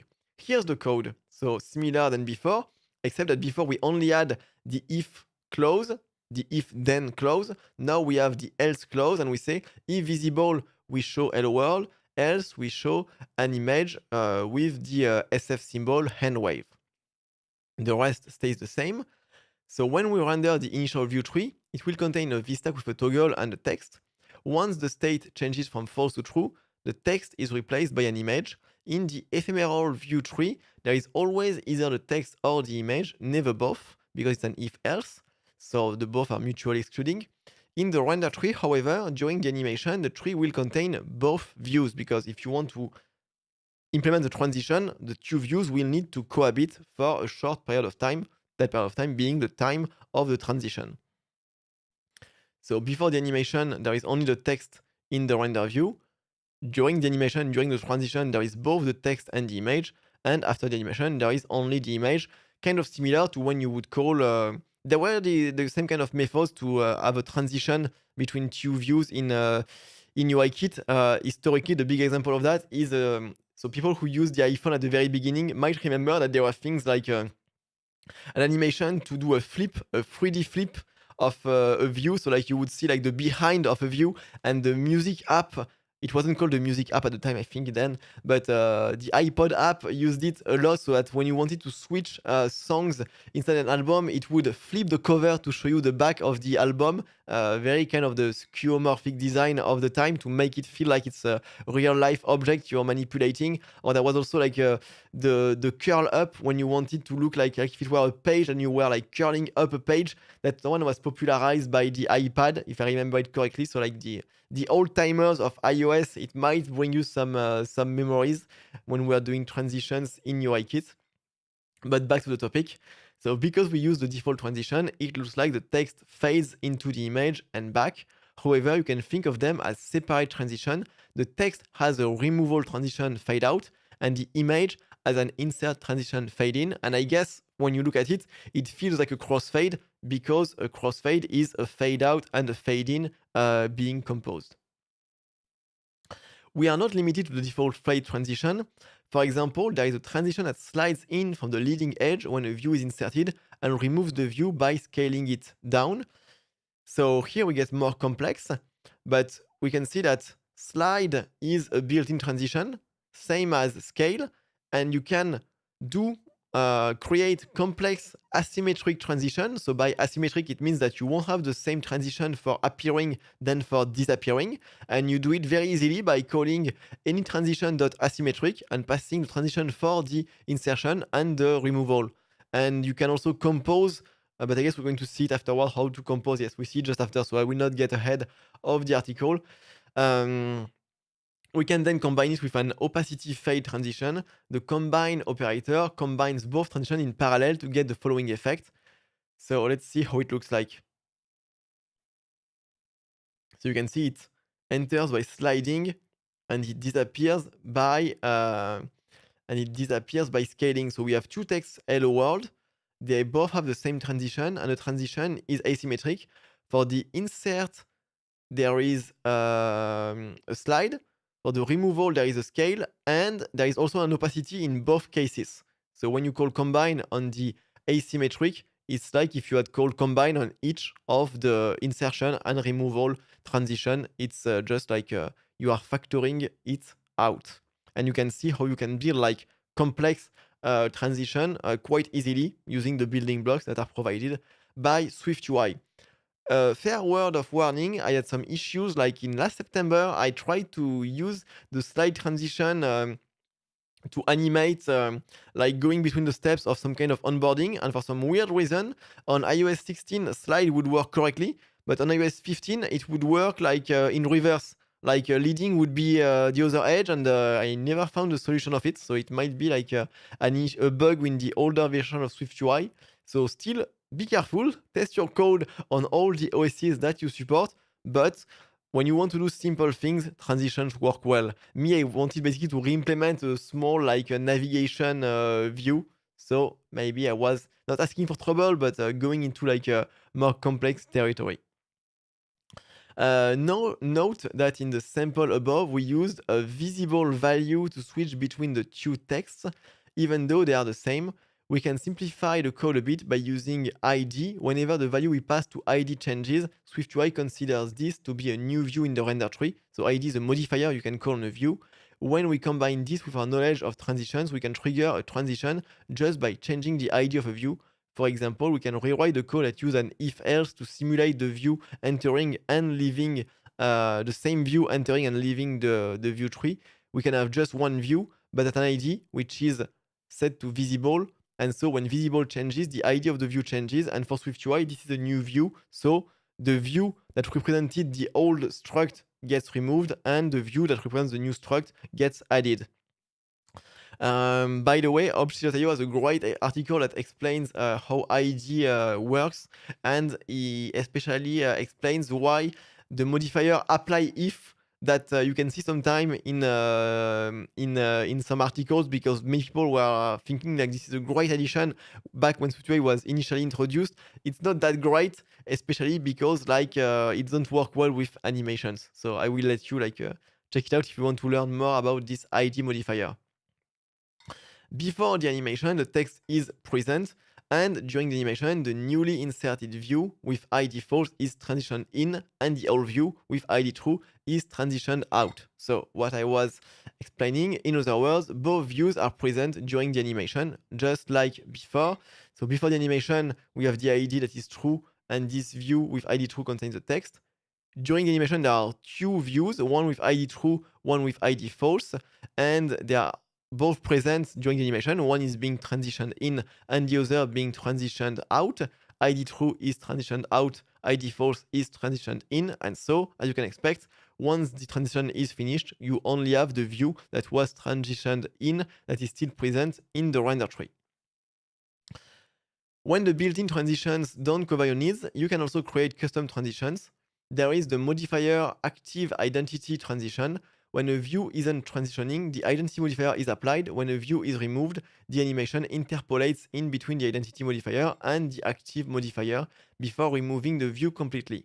Likewise, when a view is inserted, it starts out with the active modifier at the start of the animation and ends with the identity modifier at the end of the animation. So here's an example of a favorite button with a custom transition. This isn't a perfect implementation. We will not hardcode the offsets and width of the button, but it does show what's possible. So we have the star. When you click on it, it leaves here to go into the counter that was incremented. And so basically, we're going to see the code. No, the code is in a gist. I'm going to show it to you. I've already implemented that once for a training session, for a training workshop. It's very like animation code, so very mathematical code. I had implemented, I had lifted the code and reused the code of animation that's made it feel like, if you were to send a postcard, you would make it, it would be like this, like this, scale it a bit, and then go forward so that it leaves the screen. And I had used that, which once again, this kind of animation, they do feel like the early days of iOS and even like macOS Leopard with Coverflow. There is this feeling about it, which is kind of cool for people who knew that time of iOS and macOS. And so the way it works, so you implement the move to modifier. So it's the modifier with the custom transition. And so you have this animatable data, so which is a float, which is what progresses. So it's basically what will multiply some values to get the current position as a function of that progress.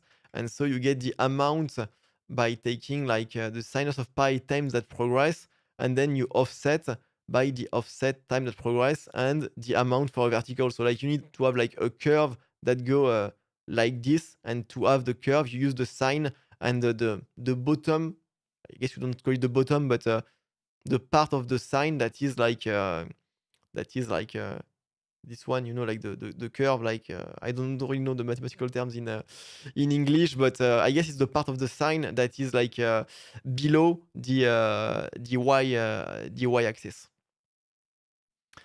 All right, let's get back to the article like that. Okay. So I guess it's the conclusion.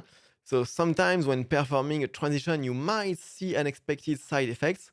In our case, we were almost always able to resolve this by wrapping the view we're transitioning inside a container, for example, a VStack or ZStack. This adds some stability to the view tree that can help prevent glitches. In essence, transitions aren't very complicated. However, achieving the result you want can be a bit tricky sometimes. In order to effectively work with transitions, you have to understand the difference between the view tree and the render tree. That's a good point. Transitions are very easy to use in SwiftUI because it's just a modifier, but if you don't really understand what's happening under the hood, you can use it in a way that actually either won't work for you or will lead to your UI feeling a bit weird and not how you expect it to work. Okay, and when you want to have custom transitions, you also need to understand how animations work, and we get into the more lower level thing that we saw before, and that I don't know that much about, to be honest, especially when compared to the people at Photoroom who are expert on that topic. They cover this in both their workshops and their book Thinking in SwiftUI, which I had bought a few years ago, and I don't think I ever finished reading it because the pandemic must have cut me in my effort, but I should finish reading it because I remember it was super interesting and a great way to learn SwiftUI. And as a general rule of thumb, all their books are really great and you can get them. Okay, guess what? We have covered the 5 articles, so that's not the end of the live. Don't leave, stay, please stay. It's not the end of the live, but we've covered all the articles. So first, if you have any question, remark, want to do a little Q&A, please say it in the chat, ask away, and I shall answer. But before we finished, I told you I would show you what Runway looks like. So remember, Runway is the sponsor of this live, and so they sent me a link to a demo environment of their tool to show you how it works. So to give you the full context, I haven't used Runway as a user yet. So I discovered like the screens quite recently. So I'm going to be like explaining them with my own words. But of course, I won't explain them as well as they do on their website. But what's interesting is that when I looked at the screens and at the problems that they solve, I could like see the kind of friction but I can see as an iOS developer when releasing an app.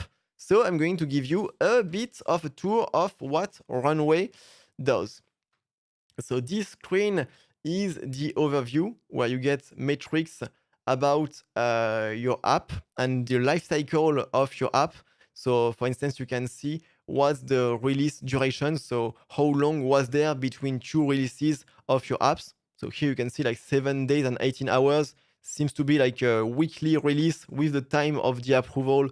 Sometimes that deviates a bit from the App Store Connect team, from the reviewers. So if you are on a weekly release cycle, like we are, for instance, at my day job, you would see this kind of numbers, but you could see like if it degrades a lot, you would notice it. Notice that it could degrade in both way because if you make longer to release, it might be a sign that something went wrong. But if you release shorter, it might be a sign that you do a lot of hotfix, and that's also like not necessarily a good thing.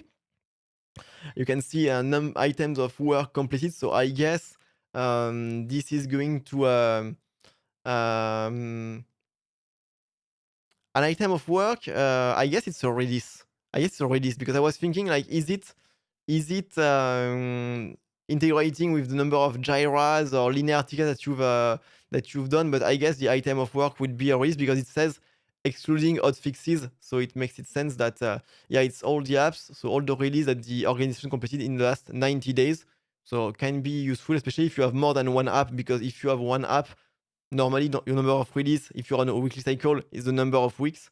So for 90 days, it should be like 12, for instance. But if you have several apps, it can be very interesting. Review wait time.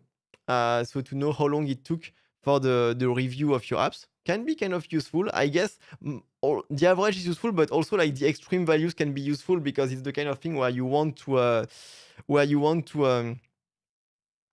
how do you say prepare for the worst case. Like if you're like you have a big ad campaign going on Monday and you have submitted for review on Friday, are you taking a risk or not, depending on the data? This is when it can be useful. And time in reviews, okay, we have how long it took for the review to start and how long the review itself did start. And when you take the two, you have the review time. I'm going to rework a bit my screen because you don't see too much things, and it would be a shame if you didn't see like too much things. So I'm just going to rework the size of my screen a bit. Yeah, that's already better.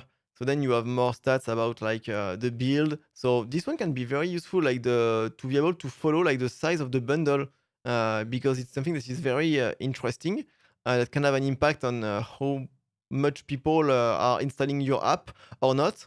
And it's actually not that easy to get like a view around that stat. So kind of nice that you have this, and you have both the download size, so to download it from the App Store, and the install size once it's been unzipped, because what you get from the App Store is a .ipa file, which is just a zip that is sometimes that is encrypted when you get it from the App Store. But if you get an IPA from Xcode, which isn't like DRM encrypted, you can change the IPA to zip and unzip it and see what's inside. And it's kind of interesting to see what's inside.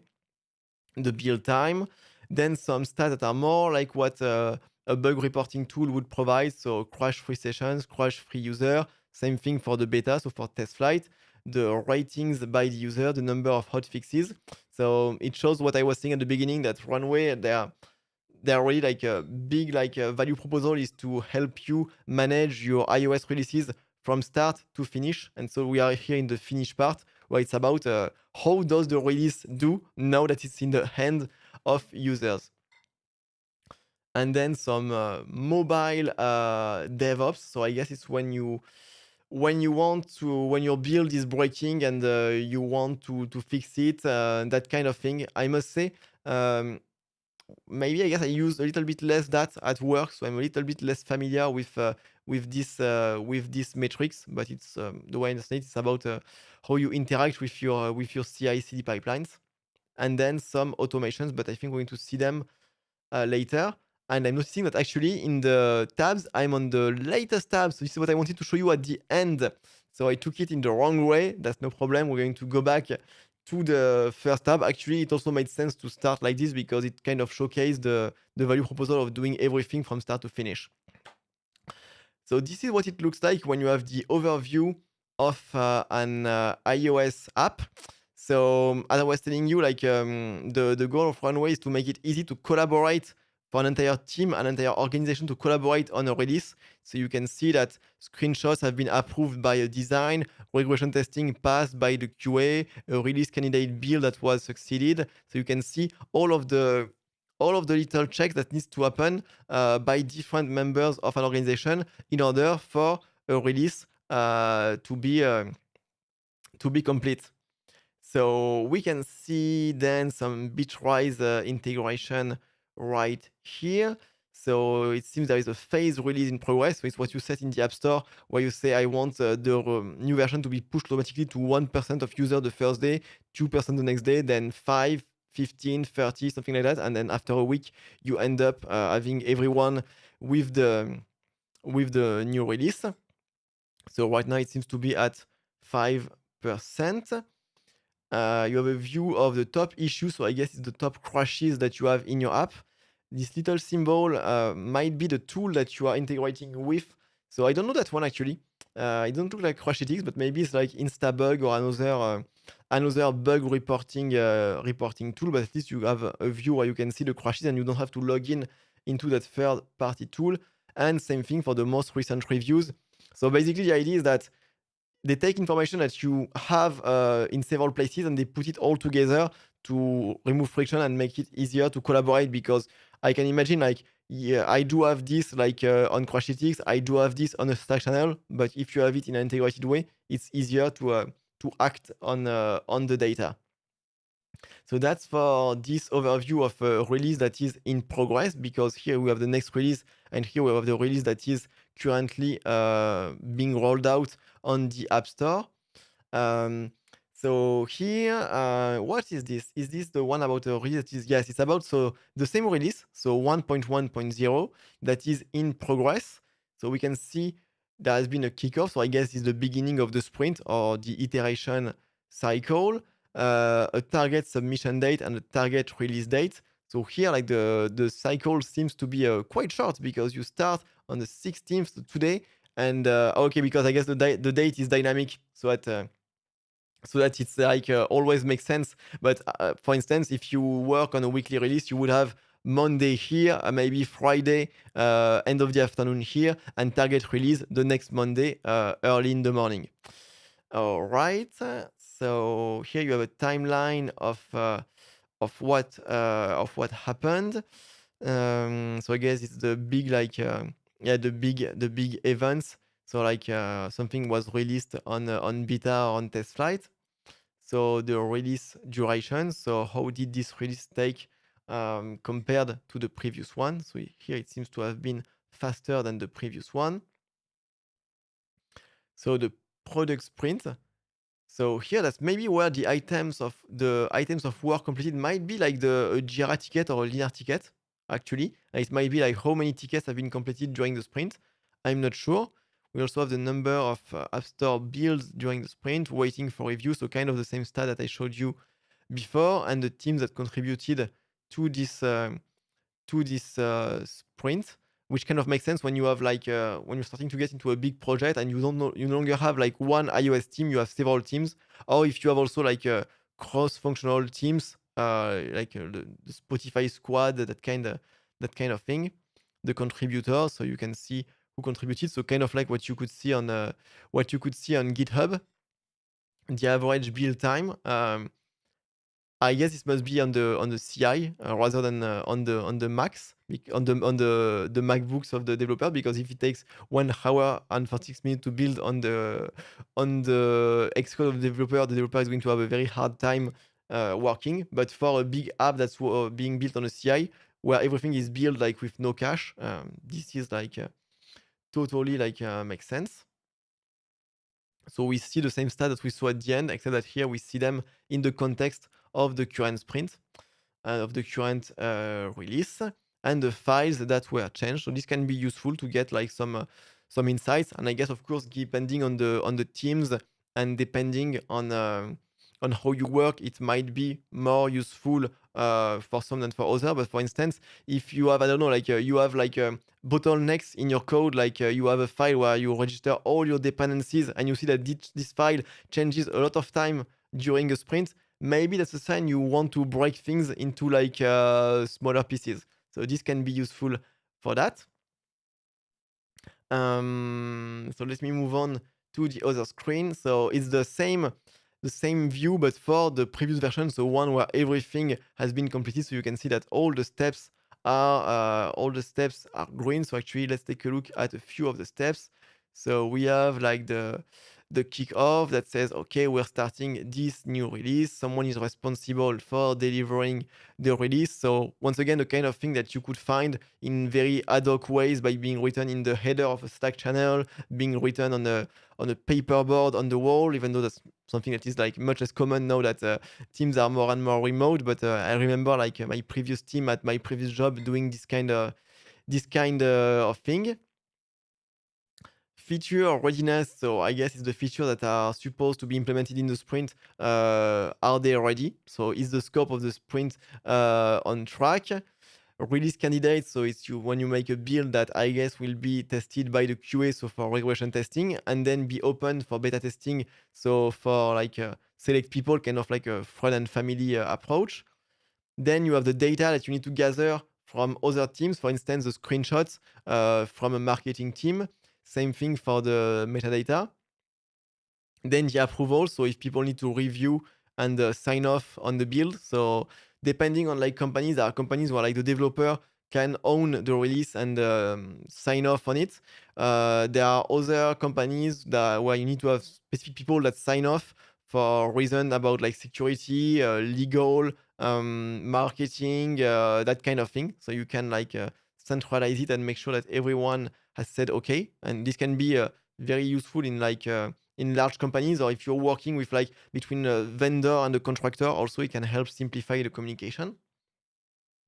Then you have your app submission, so what you would get on App Store Connect, so the submissions, the review, and I guess if there has been like some issues in the review, you would see it here also. And finally, the release. So with how much the progress rollout has progressed, basically, some stats that we saw about the crash-free users, and some tasks that I guess we will see in the next screen, which is about the automations. For instance, if you want to create a tag on GitHub, if you want to update the status of some tickets on Jira or on Linear. I keep saying Jira even though I use Linear at work, but I guess like years of using Jira have completely like brainwashed me and on saying Jira by default.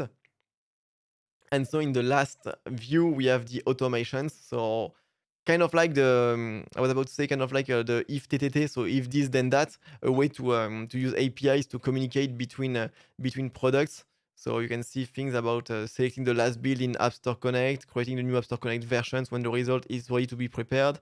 The thing that you could also find, like same thing in separate tools, like in Fastlane, for instance, tagging the releases, merge the pull request that Runway might have opened before. And here, I guess it depends really like on what you do, but you can see that you have several pages, things like bumping the version on the working branch, so something that you would typically find in a Fastlane file, but which requires you to know a bit about Ruby code, because I think it uses Ruby. Fastlane, so submitting the new build for review. So as I said, it's a tool to to deal with the entire iOS release process from start to finish in a collaborative way. What I've showed you delivers on on that tagline. And so this is what Runway is about. If you want to learn more about it, you have a link in the description to go to their website. So as I was saying at the beginning, I have a big thank you to Runway because that kind of sponsorship is what helps me to keep developing the channel. So if you can check out their website and learn about their product, that's also a great way for you to support the channel for free with just a little bit of your time. And that being said, I think we are reaching the end of this live. Yeah, I'm looking at the chat to see if I missed any questions, but I think that's all for this live. So, like last time, I will also do a written email version of the newsletter. If you want to get that email, you can go to my website, swiftwithvincent.com, and go to the newsletter page to subscribe to the newsletter. You can also read the first issue. If you enjoyed this live and you want to share it with your coworkers, replay will be available immediately after. As soon as I click end the live, the replay is available, so you can share it with them. Thanks a lot for watching this live, for asking questions, for making it feel alive, basically. Good evening for those that, like me, are in Europe. Have a great rest of your day if you're somewhere else in the world. Thank you for watching, and see you next time. Bye bye.